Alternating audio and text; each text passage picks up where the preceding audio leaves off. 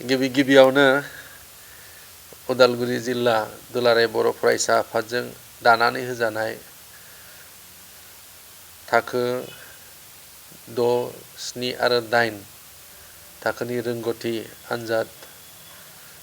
सायख' आनजाद आफादनिफ्राय जों बयनिसिमबो फैबाय थानाय गोथार बरदिननि आरो 2026 मायथाइ गोदान बोसोरनि गाहाम हामग्लायनायखौ बावहरबाय।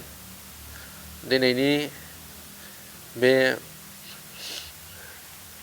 फोरमायथिनि गेजेरजों जोङो फोरमायनो नागिरदों दि दुलाराय बर' फरायसा आफादा बर'फोरनि गेजेरावहाय जोंनि बर' बिजोंनि फरायसुला फरायसुलिफोरनि गेजेराव जोंनि फरायसाफोरा बेसेबांखिनि जौगानो हादों आरो बेसेबांखिनि हारोंथाय दोङो बे गासै बाथ्राफोरखौ सुनायनो थाखाय गुन गोनां सोलोंथाइ जोंनि फरायसाफोरनि गेजेराव लाबोनो थाखाय गोबाव समनिफ्रायनो खामानि मावबोबाय थादों।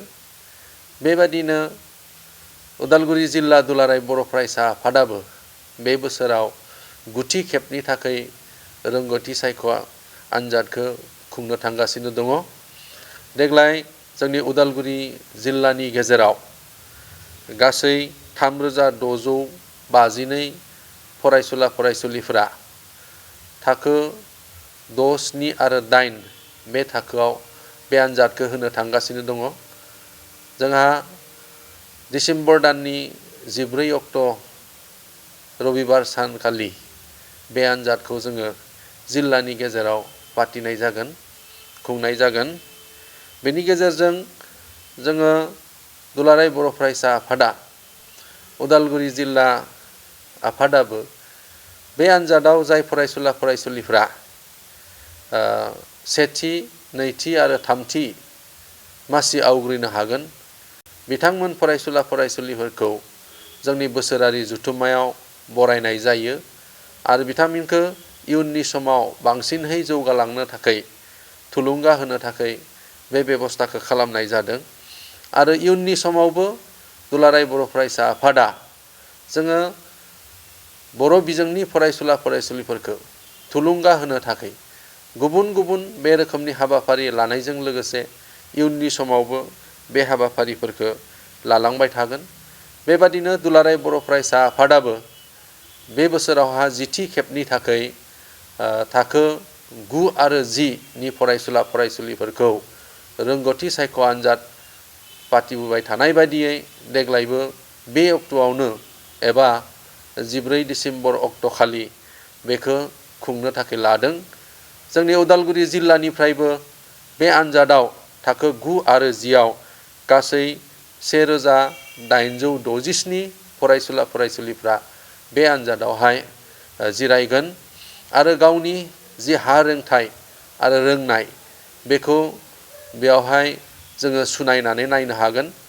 आरो बेनि गेजेरजों जोङो दुलाराय बर' फरायसा आफादा जोंनि बर' मिडियामजों फरायनाय बर' बिजोंजों फरायनाय फरायसुला फरायसुलिफोरा बेसेबांखिनि दिनैनि समावहाय जोङो गुबुन गुबुन फरायसुला फरायसुलिफ्रा जेरै दावगादों बेबादि जोंनि फरायसुला फरायसुलिफ्रा जौगानो हादोंना हायाखै बिनि मोनसे जोङो सुनाय नायनायखौ जोङो लाबोनो हायो।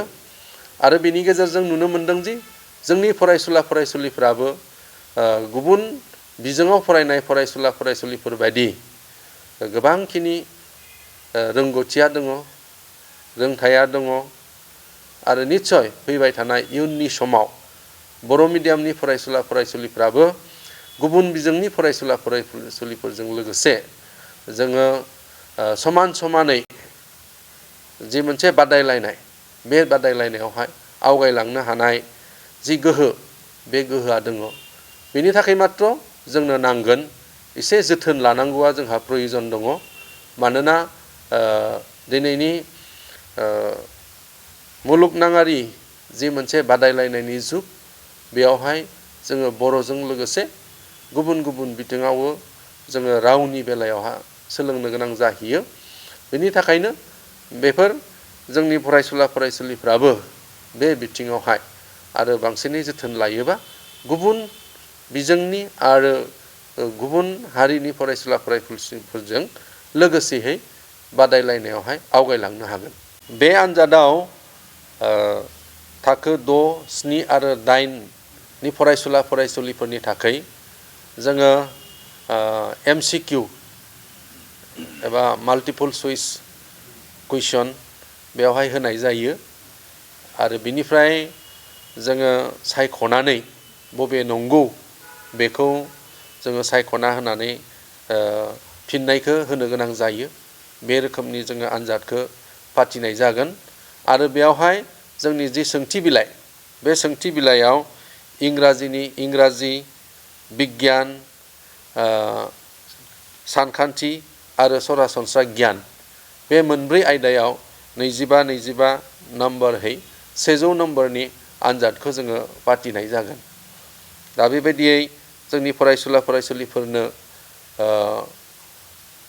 सिलेबास एबा बे रोखोमनि जि मोनसे बिथोन बे बिथोनखौ जोङो हरखानाय जादों बिथोन बिलाइयाव आरो बेबायदि फरायसुला फरायसुलिफोरखौ बिनि सायावहाय मिथिहोनाय जादों।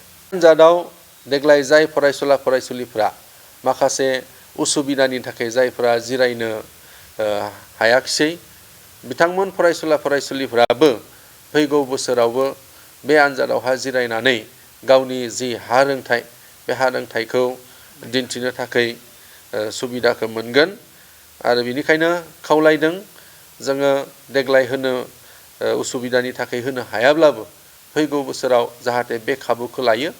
बेजोंनो लोगोसे जोङो मोनफ्रोमबो दखरा एबसुनि सिङाव थानाय जि आनजादथिलि बे आनजादथिलिनि साफ्रोमबो आनजादावहाय जिरायनो गोनां फरायसुला फरायसुलिफोरनि थाखाय आङो गाहाम हामलायनाय जासिहरबाय।